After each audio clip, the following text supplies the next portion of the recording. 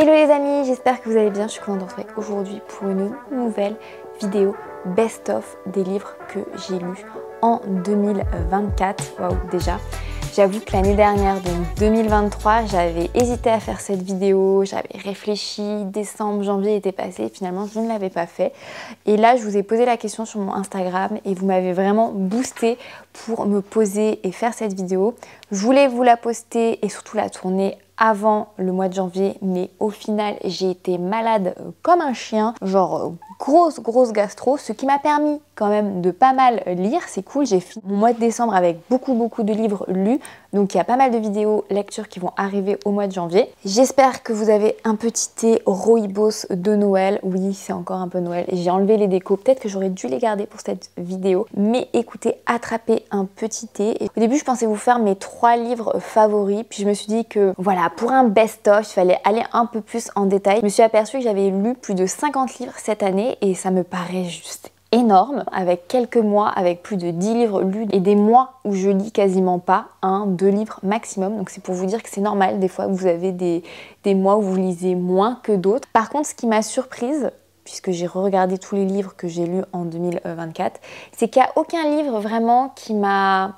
genre d'un coup, quand je pense à cette année-là, je me dis ah tiens, ce livre, alors il y en a quelques-uns qui m'ont genre marqué, que je recommanderais peut-être dans plusieurs années, enfin je sais pas.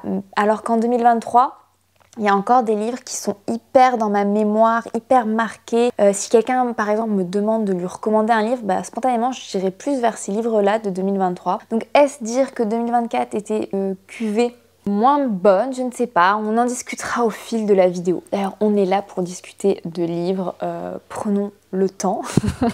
J'espère d'ailleurs que cette vidéo vous plaira. Pensez à vous abonner. Normalement, il y a 1 à 2 vidéos par mois autour des livres, que ce soit des hauls ou des retours de lecture. Donc si vous aimez le sport et la lecture, normalement, vous êtes au bon endroit.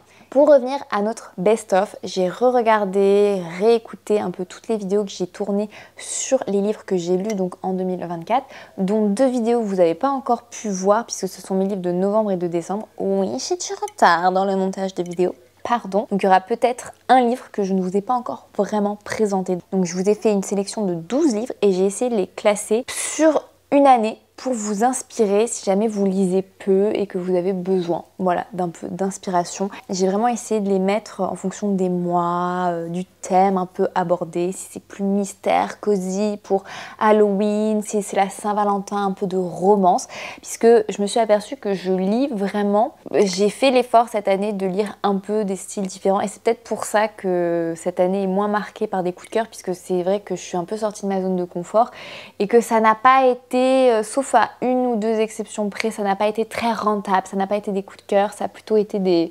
galères, voilà, des galères à lire, on va pas se le cacher. Donc on va tout de suite se lancer, j'ai mon petit téléphone. Hop, j'ai fait aussi une liste de jeux de société, mais ça c'est encore un autre sujet. Donc on va commencer par un de mes coups de cœur, c'est tout ce que je voulais, c'était courir. Je vous le mets juste ici puisque souvent je pense que j'ai prêté beaucoup de livres cette année. On les a pas tous rendus, c'est pas grave. Donc tout ce que je voulais c'était courir de Anaïs Kemener. Gros coup de cœur, si vous aimez la course à pied, si vous avez un besoin d'inspiration, de motivation, de suivre une femme inspirante, motivante et un peu aussi de sensibilisation autour du cancer du sein, quel que soit votre âge. Alors je sais que je le mets sur le mois de janvier, mais je me dis c'est aussi très motivant de rentrer dans la tête de quelqu'un qui s'entraîne, comment elle a lutté contre le cancer. Enfin, ce livre, moi, m'a beaucoup marqué, m'a beaucoup ému en 2024 quand je l'ai lu. Et donc j'avais juste envie de le repartager si jamais vous ne l'avez pas encore lu et que vous avez besoin un peu de ça en janvier. Je trouvais que ça s'inscrivait vraiment bien. Normalement, je note pas les biographies parce que, bah, voilà, on va pas noter la vie de quelqu'un, mais vraiment, c'était un coup de cœur. Pour le mois de février, on va enchaîner sur Les vrais amours de Taylor Jenkins. Je l'ai juste ici. Alors, c'est pas un de ses livres les plus récents quand même, mais ça a été un vrai coup de cœur celui-ci, qui parle justement de son évolution dans une relation. Comment en fait on peut avoir plusieurs amours au cours de notre vie, tout simplement parce que on change, on évolue et que notre personnalité change elle aussi et qu'on a la personne qu'on a aimée peut-être quand on avait 20 ans, bah, peut-être qu'on tomberait plus amoureuse de cette même personne quand on a 40 ans puisqu'on a évolué, qu'on n'a plus les mêmes aspirations. C'est super intéressant parce que des fois il y a des couples justement qui grandissent ensemble dans la même direction, puis il y a des couples qui grow Apart et je trouve que ce livre était super intéressant là-dessus. C'est vraiment un de mes coups de cœur. Alors je le sais, je le mets à la Saint-Valentin alors que c'est vraiment, voilà, il y a du deuil, ouais, c'est vraiment pas facile à lire. J'aurais peut-être pu le mettre ailleurs, mais quand même, celui-ci, il m'a vraiment marqué et ça a été vraiment un coup de cœur. Globalement, tous les livres de Taylor Jenkins Reid, c'est des pépites à chaque fois. On ne peut pas se tromper quand on lit l'un de ses livres et je suis une grande fan de cette autrice. Donc pour février, un livre de romance, mais quand même, c'est pas une romance vraiment, c'est un livre sur l'amour, le deuil. Ouais, voilà. C'est dommage des fois de... Je sais que c'est pas négatif quand on dit c'est une romance, mais quand je vois certains livres passer qui sont marqués dans des romances et que c'est vraiment... faut sortir les rames, hyper léger, je peux pas dire que ça c'est léger et mettre ça dans la catégorie romance parce que c'est pas léger comme thème justement. Moi si vous êtes d'accord avec moi en commentaire. Ensuite en 3, je sais pas si je l'ai là, c'est La Louisiane de Julia Mali. Ça a été un livre... Je sais que je vous en ai parlé, c'était en début d'année dernière et ça a été un livre paradoxal pour moi. Je l'ai adoré, mais quand je dis adoré, j'ai vraiment adoré, j'ai totalement accroché sur les destinées décrites par Julia de ces femmes qui partent de France vers la Louisiane, leur aventure, le bateau, les mariages avec les colons, leur évolution. Est-ce qu'il va y avoir un tome 2? Je ne sais pas, je ne pense pas, mais juste j'avais adoré ce livre et en fait j'ai été déçue à la fin parce que pour moi, s'il y avait eu 100 pages de plus, ça aurait été super. Je trouve que la fin est un peu bâclée, qu'on a une grosse partie de l'histoire, c'est vraiment le bateau, la préparation au voyage. Et finalement, le titre du livre, c'est La Louisiane. Et tout ce qui se passe en Louisiane, c'est assez rétracté avec beaucoup de jump, de flash forward. Donc 1 an, 3 ans, 4 ans plus tard. Et moi, j'étais en mode, comment on peut avoir autant de détails sur quelques mois et aussi peu de détails sur autant d'années? Mais pourtant, ce livre, je l'aime et je vous le recommande au mois de mars. D'ailleurs, il y a d'autres livres que que j'ai sélectionnés sur la même thématique pour 2025. Waouh, ça fait bizarre, 2025. J'essaie de pas faire trop durer cette vidéo. Hein. Ensuite, en 4, je vais vous mettre juste ici, c'est Fourth Wing. Pareil, c'est un livre de fantasy dont on n'a pas arrêté de parler, je pense, en 2023 sur TikTok et le tome 2 est déjà sorti. Je l'ai acheté, mais je me suis pas encore précipitée dessus pour le lire. Parce que c'est quand même des pavés, les trucs, hein, voilà. J'ai bien aimé, voilà. Pour moi, c'est une belle fantasy avec une romance. C'est un truc qui se lit facilement et je pense que même si voilà, c'est un livre qui est bien ressorti de mon année et que je vous recommande. Si vous n'êtes pas hyper fan de fantasy, je trouve qu'en fait le monde, on rentre très facilement dans ce fonctionnement de monde. C'est un peu un fonctionnement similaire à Harry Potter, enfin à l'école des sorciers, donc Poudlard, avec les maisons, sauf que là on est sur des dragons. Et je trouve que voilà, ça se laisse pas mal lire. Il y a forcément une romance, donc je sais même pas comment ça peut. C'est une fantasy romance, je sais pas, il y a tellement de sous-thèmes, je suis pas du tout une pro des genres. Donc vous avez de la fantasy, de la romance, avec une héroïne. Bon, c'est un peu relou, elle est un peu dans le cliché du « oh, elle est petite, elle est fragile », mais d'un autre côté, elle est pas si fragile que ça, la nana, puisque elle dresse 2 dragons. Donc j'ai bien aimé, c'est un peu... voilà, c'est un peu girl power, oui, il y a un peu des clichés, mais franchement... pour une fantaisie, ça se laisse lire. Sur le mois d'avril, c'est Le syndrome du spaghetti de... j'ai pas noté. Je vous mettrai juste ici le nom de l'autrice. Je connaissais pas du tout cette autrice et il me semble qu'on me l'avait recommandé ce livre-là ou j'étais tombée par hasard dessus. Je ne sais plus, je m'excuse par avance. Et je dois avouer que ça mélangeait vraiment tous les thèmes que j'aimais bien. Bon, il y a du sport dedans, mais aussi il y a de la résilience, il y a... Voilà, il y a le passage dans les âges adolescents qui sont compliqués, mais sans être cliché. Je trouve que la plume de l'autrice était hyper juste, sans être trop dramatique des fois, parce que franchement, quand il y a des ados dans certains romans, on a l'impression que c'est caricaturé à chaque fois. Là, c'est pas du tout le cas. On rentre vraiment facilement dans le récit, dans l'ambition que l'héroïne a autour du basket, justement, et pour le coup... voilà, j'ai vraiment apprécié ce livre, même si c'est pas un 5 sur 5 en termes d'étoiles, c'est un livre que je recommande volontiers et je trouve que si justement on a du mal à lire ou si on a envie d'un livre qui se lit facilement, c'est vraiment un petit coup de cœur, un petit bonbon très très facile à lire mais qui nous fait quand même réfléchir sur nos chances, sur notre santé. Voilà, plein de petites choses que je vous recommande dans ce livre, très très doux par ailleurs. Voilà, c'est Marie Vareille, je crois. Marie. Ensuite, sur le mois de juin, un peu de douceur, même si ce livre est extrêmement Il est très doux ce livre, mais très très triste aussi. C'est Une île pour elle de Anne Solange. Je l'ai... Anne Solange, oui. Alors ça c'est vraiment, pour le coup c'est un coup de cœur. Je pense que c'est un 5 sur 5, je sais plus quelle note je lui avais donné. Mais il se lit très vite, je pense en une après-midi. Je sais pas, enfin moi je l'ai lu très vite parce que je ne pouvais pas le lâcher. Et c'est donc l'histoire d'une étudiante qui fait un mémoire et qui part sur une île isolée. Et vraiment c'est un passage assez violent de l'âge adolescent à adulte, avec un voyage un peu intérieur, d'introspection, mais aussi un voyage malgré elle, un bond en avant en termes de maturité. Et c'est décrit avec beaucoup de douceur, avec des paysages, forcément sur une île, hein, mais c'est vraiment un petit coup de cœur. J'ai l'impression que je reviens souvent sur ce type de livre d'évolution, où il y a beaucoup de...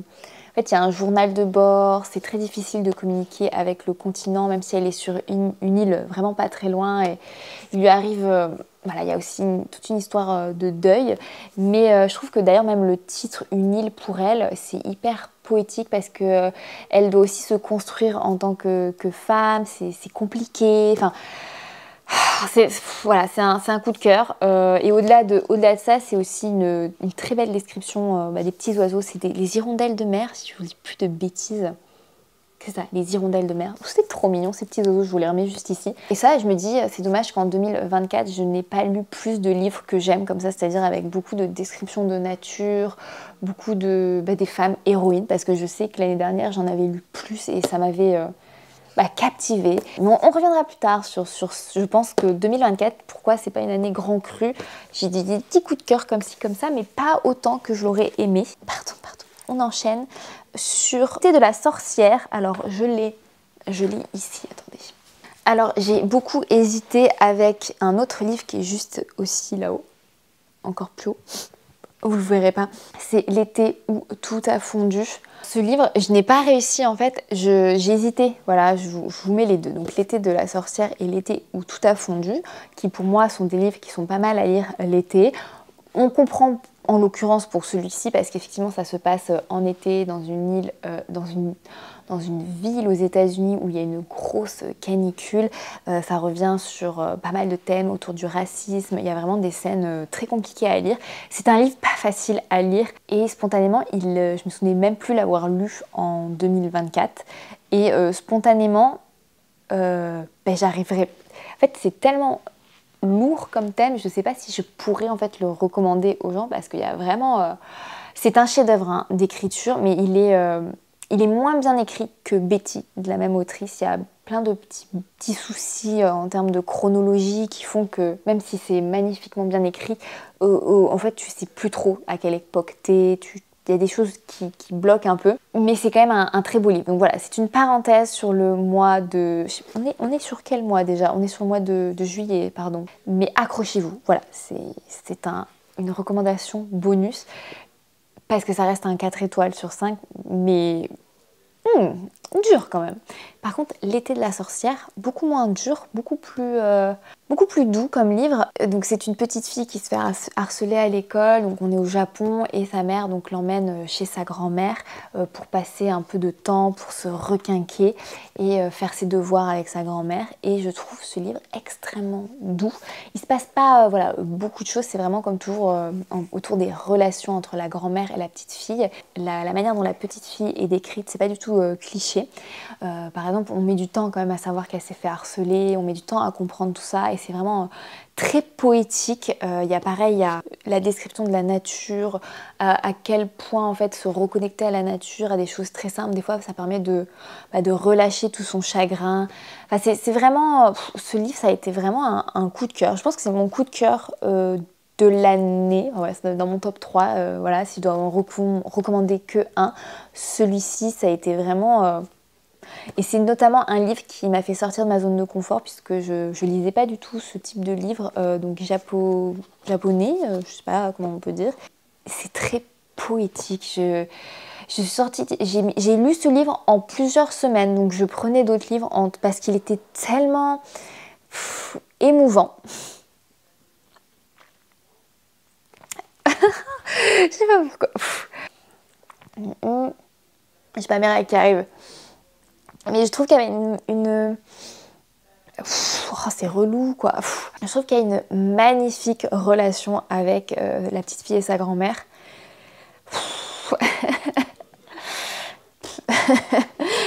Allez, on va y arriver. Et aussi une très belle relation voilà, avec la nature, le jardin de la maison de sa grand-mère. Et bon, ben, il y a aussi une... Voilà, c'est quand même... Il y a une portion un peu de deuil. Enfin, voilà, c'est un roman sur les émotions. Voilà, et celui-ci, je pense que c'est... Dans mon best de 2024. C'est ouf que je dise qu'il n'y a pas eu de grands crus en 2024, mais il y a peut-être eu moins de coups de cœur, je pense, qu'en 2024. Mais l'été de la sorcière, spontanément, c'est un que je recommande énormément. Voilà, je me demande d'ailleurs si je ne l'ai pas prêté déjà parce qu'il était...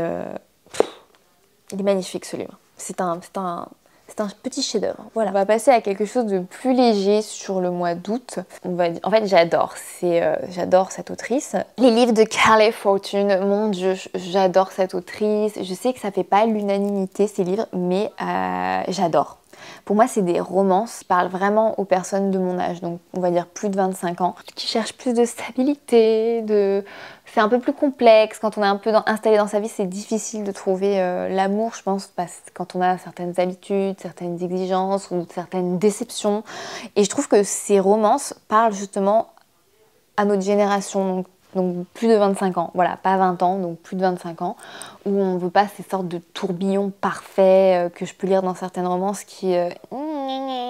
c'est trop niais. Et je pense qu'à 20 ans, j'aurais kiffé, mais à 25, 30, 35, non, je ne kiffe plus du tout ce genre de truc niais. Et je sais que... Et Carly Fortune, je trouve que c'est à la fois niais, mais pas trop. Enfin, je sais pas comment expliquer. Et je vous ai mis ces deux livres que j'ai donc lus l'un après l'autre. Donc un qui est déjà traduit, un qui n'est pas encore traduit. Et quand même, mon cœur balance plus sur This Summer Will Be Different. Puis franchement, c'est des livres que je pourrais relire. Et j'aime pas relire les livres. Hein, je fais une petite parenthèse, je n'aime pas du tout ça. Ce sont des livres que je pourrais relire tellement je les aime. Je trouve que c'est des petites romances cosy ou... Voilà, je les aime ces deux livres. Et clairement, si au mois d'août, vous avez besoin d'une belle petite romance, qui souvent d'ailleurs s'inscrit en été, pour pas se les cacher, c'est des bons livres à lire à ce moment-là. Ça serait bien peut-être qu'elle écrive une romance en hiver, je ne sais pas, surtout qu'elle habite au Canada, ça pourrait peut-être l'inspirer. I don't know. Mais voilà, Carly Fortune, vraiment pour moi, une valeur sûre. On passe d'ailleurs en septembre où je vous ai mis un autre livre que j'apprécie et j'aime bien aussi l'autrice, même si elle est encore plus... en fait, au fur et à mesure que je lis ces livres, je me dis chérie, là t'exagères quand même, c'est chelou hein, ces portions-là, mais il y a quand même quelque chose dans ces romances qui sont hyper engageants. Je vais vous dire qui c'est, hein, on va y arriver au mois de septembre. C'est Ali Hazelwood, Love on the Brain. Il me semble que j'en ai lu d'autres, plusieurs autres livres d'elle qui sont pas forcément traduits. Et j'y trouve à la fois à mourir de rire. Il y a des passages, mais c'est à se taper le cul par terre tellement c'est drôle. Genre vraiment, c'est difficile quand même de se mettre à rire, à éclater de rire quand on lit un livre, voilà. Genre, je suis en train de lire à minuit, mon mec est en train de dormir et j'éclate de rire, il se réveille, il se demande ce qui se passe et moi je suis juste pétée de rire en lisant mon livre. Et c'est assez rare et pour le coup Ali Hazelwood arrive à réveiller mon mec juste à côté et moi à m'étouffer de rire. Les romances sont un peu... mais quand même c'est mignon. J'ai lu aussi le Chessmate aussi qui était pas mal, donc ça c'est une romance mais plus pour les ados, donc il n'y a pas de scène voilà quoi, juste certains tics où voilà, faut forcément que le gars il en ait une énorme. Dans tous ses livres elle arrête pas de commenter la taille du sexe. On a compris Ali, on a compris que pour toi la taille était importante, mais c'est vrai que des fois la taille est importante, on va pas se le cacher, mais là Ali arrête, elle met des complexes à tout le monde quoi, enfin bref. Lisez Ali Hazelwood, celui-ci était super, mais globalement tous les livres de cette autrice c'est des 4 sur 5 pour moi à chaque fois. Attention hein, on n'est pas sur des trucs super profonds comme l'été de la sorcière dont je viens de vous présenter, mais quand même il y a quelques réflexions sur la place des femmes, notamment dans le milieu scientifique, puisque Ali elle est scientifique à la base. En 10, on va passer sur des romans policiers, les thrillers. J'y arrive, les thrillers. Alors, La femme de ménage, je crois pas que j'en ai encore parlé, ça va arriver dans une de mes vidéos. En octobre, je me suis lancé un petit défi, c'était de lire des livres qui me font peur. Je n'aime pas ça. En fait, j'adore écouter des livres audio. Tiens, j'ai même pas pensé à vous faire un classement de mes livres audio favoris. Tant pis les amis, je suis désolée. C'est con parce que j'en ai pas mal écouté. Pardon. octobre, donc je me suis lancée hors de ma zone de confort et clairement La femme de ménage, c'était un livre qui arrêtait pas de revenir sur tout ce que je cherchais, sur les thrillers. Bah écoutez, c'était pas mal. Il y a un moment, il y a un petit retournement de situation parce qu'en fait, ça, je suis en mode mais what the fuck, mais qu'est-ce que je suis en train de lire? Sérieux, est-ce qu'on peut vraiment encore publier ça en 2024? Et puis là, ah ouais, ok meuf, je comprends mieux. Donc j'ai vraiment bien aimé ce retournement de situation. Avec Mathieu, on a écouté, on s'est gouré. On a pris la route là pour aller en Alsace et donc il y avait 2 fois 7 heures de route. Donc je me suis dit, allez, on va se faire un petit livre audio là. Et on a écouté le tome 3. Je me suis gourée, voilà. C'est pas vraiment le tome 3, hein. Vous pouvez tout à fait écouter le tome 3, lire le tome 2. Enfin bref, ne pas forcément lire les livres dans les bon ordre parce qu'il n'y a pas, hormis l'héroïne, il n'y a pas trop de liens. Voilà, je fais une petite parenthèse puisque j'ai lu tome 1 et écouté tome 3. Voilà, il faudrait qu'on se lance dans le tome 2 quand même.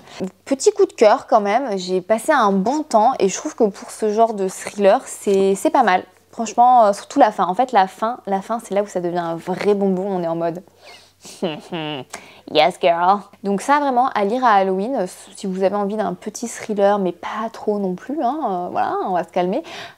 Celui-ci est vraiment bien. Franchement, ça mérite les reviews, tout ce que les gens vous disent dessus. Allez-y, vous allez passer un bon moment. Alors oui, il est un peu long, 400 pages, mais ça se lit super vite. On enchaîne. Génial, ma mère est morte. Vous n'êtes pas très sûr de votre relation avec votre maman, si votre relation est toxique ou pas. Bah, écoutez, je trouve que ce livre fait vraiment réfléchir. C'est de l'humour très noir. Il y a des moments très sombres. Hein. C'est une biographie. Mais je dois avouer que j'ai passé quand même un bon moment et que ce livre m'a marqué puisque j'y repense de temps en temps. Alors, est-ce que c'est parce que j'ai souffert moi-même de TCA que j'y repense parce qu'elle a quand même une description très réaliste hein, de ce que c'est des TCA, même mentalement. Pour moi, clairement, c'est un livre à lire. Voilà, c'est pas un 5 étoiles, je note pas les biographies, mais il m'a marqué ce livre. Il est, attendez, voilà, de Janet McCurdy. Franchement, il m'a pas laissé indifférente et je crois qu'un livre, ça sert à ça aussi, à pas vous laisser indifférent, ou que vous passiez un bon ou un mauvais moment. Si ça vous retourne, c'était l'objectif. Donc ça c'était pour le mois de novembre. Alors je sais qu'on finit pas l'année de manière très joyeuse en termes de classement. Et bien sûr, je ne pouvais pas terminer mon classement avec un de mes coups de cœur de l'année. Mais ça c'est, comment vous dire, est-ce que c'est une surprise? Je ne crois pas. Intermezzo de Sally Rooney. Qu'est-ce que je voulais vous dire, Sally Rooney, c'est une valeur sûre maintenant, même si, bon, bah, voilà, hein, elle et la ponctuation, c'est compliqué, hein.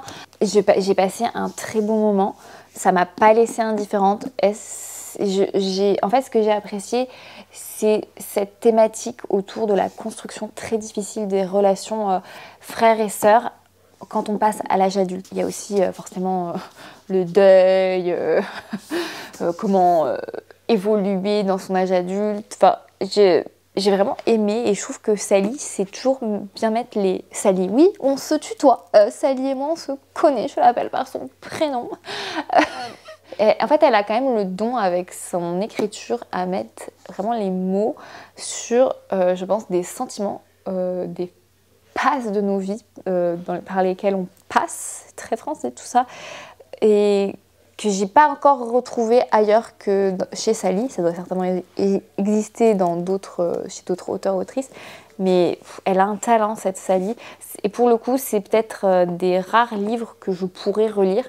Après je pense que ça n'a pas détrôné Normal People dans mon cœur, hein. Donc pensez à lire Normal People s'il vous plaît, accrochez-vous, des fois c'est compliqué. On termine l'année sur un petit chef-d'œuvre et ça m'a marqué. Voilà. Petit bonus, même si je vous ai déjà donné d'autres bonus que je ne vous ai pas présenté mais qui fait partie de mes lectures quand même de 2024, même si ça y est on est en 2025, c'est celui-ci. Donc Les Jours Mauves de Kalindi Rampoul. Kalindi Rampoul, je ne veux pas faire de bêtises. De Kalindi Rampoul, j'espère que je prononce bien. PH peut-être Rampoul, je ne sais pas. Waouh, ce roman, il est à la fois... Bon, déjà, Kalindi, cette photo, mon Dieu, tu as une classe. La photo de l'autrice Kalindi, magnifique. C'est très rare de voir des photos d'auteurs aussi belles. C'est un coup de cœur. Pareil, je pense que c'est un livre que j'adore. Effectivement, il y a un deuil, mais il y a surtout des secrets de famille et beaucoup, mais alors beaucoup d'humour avec des personnalités très très colorées. Je me suis marrée et j'ai chialé. En fait, j'ai tout eu comme émotion. Et le pire dans ce livre, les amis, c'est qu'il y a du vélo là-dedans. What the fuck, il y a du sport. Donc moi qui suis sportive, je me suis dit, ok, d'accord, ok, j'adore. Et bon, je vous lis le résumé parce que je voulais même pas présenter ce livre dans une autre de mes vidéos, mais pour moi c'est vraiment le highlight de ma fin d'année de 2024. Je crois que je l'ai terminé avant ma gastro, heureusement parce que ça aurait peut-être gâché, mais je vous lis quand même le résumé et c'est à mourir de rire. Elle a une plume, c'est trop bien. Il faut que tu écrives d'autres livres. Avant de mourir, le père d'Indira, magnifique ce prénom au passage. Indira lui a confié sa dernière montée que ses cendres soient répandues sur Mars. Une vocation secrète d'astronaute? Pas du tout, juste le nom de son PMU favori au sommet des Pyrénées. Indira prend alors une décision qu'elle regrette aussitôt, organiser un road trip en autocar avec les amis de son père, direction Super-Bagnères, Haute-Garonne. De panne en esclandre avec force champagne en thermos, le voyage prend des allures d'Odyssée, tandis qu'Indira apprend à connaître ses compagnons de galère et à travers eux ce père qu'elle avait renoncé à aimer. Et c'est une pépite ce livre. Je suis trop contente d'être tombée dessus en cette fin d'année. Il me semble d'ailleurs que c'est un des livres que j'ai reçu sur mon dernier abonnement Cube. Oui, j'ai arrêté mon abonnement Cube parce que je me suis dit que j'avais trop de livres à lire et que en 2025 on allait avancer sur les livres que j'ai déjà au lieu d'en acheter de nouveaux. C'est pas une bonne résolution. Je suis pas en train de dire que je vais arrêter d'acheter des livres. C'est totalement faux. Mais voilà, ça c'est le bonus. Le 13e mois, voilà, on a tous droit à un 13e mois. Et bien ce sera sur cette pépite. En plus, mon Dieu, mais regardez cette... Il y a tout qui est bien dans ce livre. C'est poétique. Ça... Franchement, c'est vraiment à mourir de rire. C'est aussi émotionnel. Enfin, c'est... Waouh. Wow. Alors que franchement, moi j'ai pas du tout de relation, je suis pas en train d'essayer de connaître mon père, rien du tout, mais c'est vraiment trop bien. Et en plus, il n'y a pas la mère aussi à péter de rire. Elle est pas toxique, c'est pas une mère toxique, c'est juste une mère dans son monde, quoi, on va dire, avec une personnalité assez forte. C'est mon coup de cœur de fin d'année, c'est quasiment un 5 étoiles, très bien écrit. Il y a marqué que Kalindi co-crée 4 quarts d'heure, le podcast aux 2 millions d'écoutes. Donc voilà, je pense que... moi, je ne connaissais pas ce podcast, mais je pense que je vais le découvrir parce que si Kalindi... Oh, je suis désolée, je n'ose pas dire le nom de famille, mais je vais écouter son podcast. Voilà. Et j'aimerais vraiment, s'il vous plaît, d'autres livres de cette plume. Pépite, quoi. Je comprends pas qu'on l'ait pas... Vous voyez, c'est ça qui m'agace dans certaines émissions littéraires. Pourquoi on l'a pas invité ?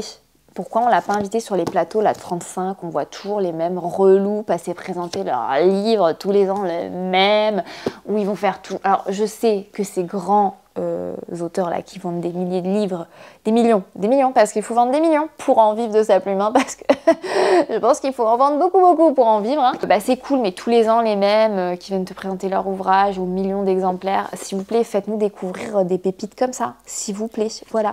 Et clairement, je pense que si en 2024, la cuvée est moins bonne, c'est peut-être parce que j'ai essayé d'ouvrir mes chakras. Ça a fonctionné pour certains, comme l'été de la sorcière, et pour d'autres, ça a été des gros bides. Genre mes lectures sur les fantômes, certaines petites BD où je me suis dit... Et je termine, et je pense que ça aussi, ça a été quelque chose qui a beaucoup marqué 2024, c'est que j'ai pris beaucoup de livres et je me suis forcée à les terminer. Où j'ai commencé beaucoup de livres et j'arrivais pas à rentrer dedans au bout de 20, 30, 40, 60 pages et que je les ai mis de côté. Et des fois, il faudrait peut-être que je me dise, bon, essaie de pousser plus. Mais en vrai, 20, 30, 40 pages, si t'accroches pas avec le livre... Et il y a aussi des livres que j'ai poursuivis, mais que jusqu'au bout, j'étais en mode... Et je sais pas, il y a quelque chose qui me pousse à les finir en me disant mais si ça se trouve, il va y avoir un plot twist. Et il y a des livres effectivement comme La femme de ménage où j'ai poussé. Et heureusement, parce que quand il y a le plot twist de fin, tu te dis bébé, heureusement que j'ai insisté quoi.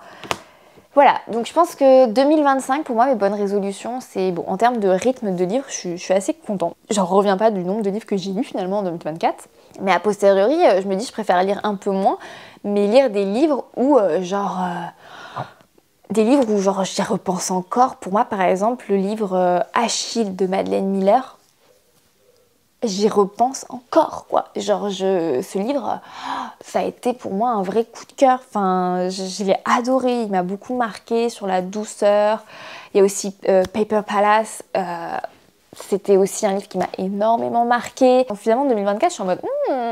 Donc voilà, là, ça fait du bien, cette petite rétrospective. J'espère d'ailleurs qu'elle vous aura plu, ça a été un peu long. Vous avez 12 inspirations avec un petit bonus pour votre année 2025. Partagez-moi en commentaire, s'il vous plaît, votre coup de cœur. Genre vraiment, là, s'il fallait en citer qu'un, moi, ça serait L'été de la sorcière. Et vous, s'il fallait en citer qu'un sur vos lectures 2024, là, laissez-la moi en commentaire. Je prends bonne note, puisqu'il y a plusieurs livres que j'ai lus grâce à vos recommandations. Donc, s'il vous plaît, lâchez-vous, les commentaires sont ouverts. Je sais que des fois, vous osez pas. Alors, si jamais vous osez pas, laissez un petit commentaire, laissez-moi juste un petit like, ça me fera toujours très plaisir parce que ça fait quelques années maintenant que j'ai ce petit univers lecture sur YouTube et même si on n'est pas très nombreuses à regarder, je me dis que quand même ça doit vous faire plaisir ces petits bouts de lecture et si jamais vous êtes remis à la lecture grâce à ça, tant mieux. Voilà, c'est l'objectif. Et moi, vous voyez, je suis tellement heureuse d'avoir vraiment repris la lecture, c'est devenu une passion. Ce thé est froid, vous en doutez. Voilà les amis, pensez à vous abonner. Je vous fais plein de petites bises et je vous dis non pas l'année prochaine puisque j'ai raté cette blague là, mais à très vite. Bye bye.